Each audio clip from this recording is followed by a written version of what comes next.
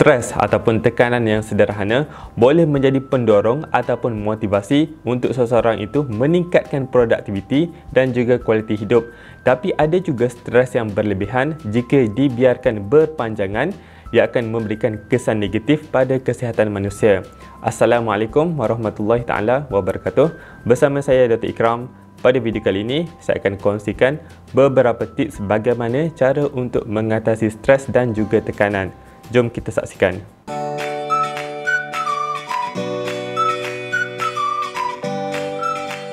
Banyak sebenarnya cara yang boleh dilakukan untuk mengurangkan stres, dan tips yang akan saya kongsikan ini saya ambil daripada portal myhealth.gov.my dan juga melalui website healthline.com.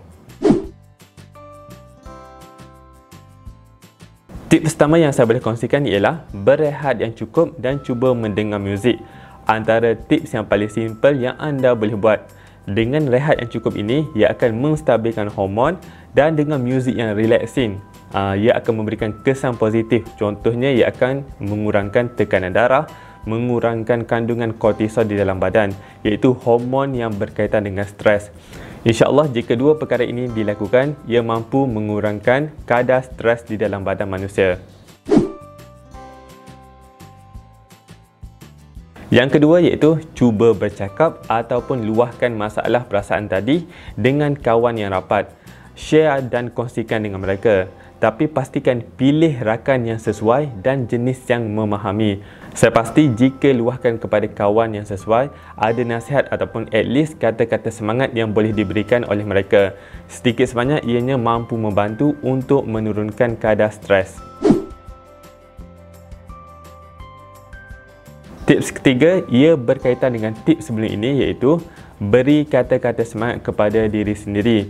Yang kes ini sekiranya anda tak mampu luahkan kepada kawan ataupun tak pasti kawan mana yang sesuai untuk meluahkan perasaan anda. Cuba berikan motivasi dan juga kata-kata semangat kepada diri sendiri. Cuba lakukan ini secara berterusan dan insya-Allah ia sedikit sebanyak akan membantu. Tips keempat iaitu makan secara betul. Sebenarnya bila stres ini, hormon stres dan pemakanan selalunya ia akan berkaitan. Time stres ini, individu akan makan secara berlebihan ataupun makan secara berkurangan. Boleh dikatakan pattern makan untuk orang yang stres akan luar daripada biasa. Tapi yang seeloknya, semasa stres anda perlu jaga makanan. Cuba pilih makanan yang kita gelarkan sebagai brain food. Salah satunya saya bagi contoh iaitu makanan yang kaya dengan omega 3. Brain food ini mampu mengurangkan stres di dalam badan. Ketawa juga salah satu tips yang boleh digunakan. Metod ketawa ini sebenarnya ia akan mengeluarkan hormon yang kita panggil sebagai endorfin. Endorfin ini akan mengimprovekan mood, akan memperbaiki mood dan ia akan mengurangkan hormon stres. Contohnya seperti ia akan kurangkan kortisol dan juga adrenalin. Dia akan suppress dan dia akan bagi signal kepada otak kita ini yang kita ini dalam keadaan gembira sebenarnya. Minum teh, ini juga antara tips yang anda boleh cuba. Teh ini berlainan dengan kopi kerana kalau kita tengok kandungan kopi ia akan mengandungi kafein, ia akan menyebabkan rangsangan otak dan akan menyebabkan constriction dekat salur darah. Tapi teh, contohnya saya ambil sebagai green tea, iaitu teh hijau, ia mempunyai antioksidan dan mempunyai kandungan yang kita namakan sebagai theanine, iaitu salah satu amino acid. Ia akan memberikan efek ketenangan kepada sistem saraf.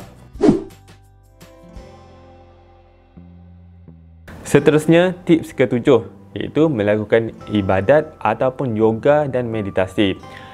Ia salah satu teknik yang efektif buat jangka masa panjang. Benda ini boleh dilakukan mengikut kepercayaan masing-masing.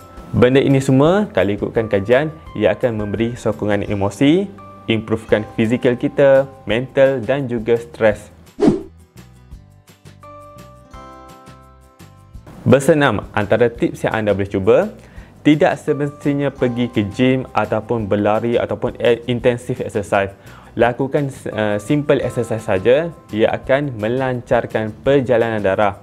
Dan sebenarnya exercise ini ia akan mengeluarkan hormon endorfin dan ia akan mengimprovekan mood secara cepat. Tips seterusnya yang ini selalu saya kongsikan iaitu tidur yang sempurna dan juga cukup. Kurang tidur adalah sebab utama untuk berlakunya stres dan dicadangkan orang dewasa ini tidur 7 hingga 8 jam sehari. Buat benda ini secara konsisten dan insya-Allah ia akan improvekan kadar stres di dalam badan.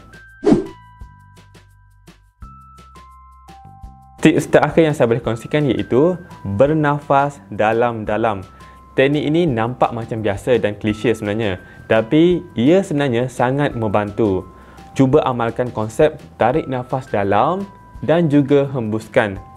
Teknik pernafasan ini akan membantu pertukaran oksigen di dalam badan, pertukaran oksigen dan karbon dioksida, dan seterusnya ia akan membantu memberikan kelegaan dan ketenangan kepada individu tersebut.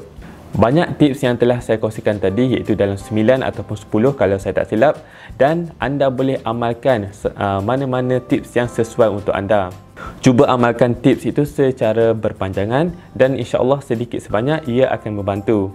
Saya rasa sekian sajalah buat kali ini. Sekiranya anda rasa video ini bermanfaat dan berguna untuk anda boleh tekan like kepada video ini dan subscribe kepada channel ini. Last sekali saya ucapkan terima kasih kerana menonton. Assalamualaikum.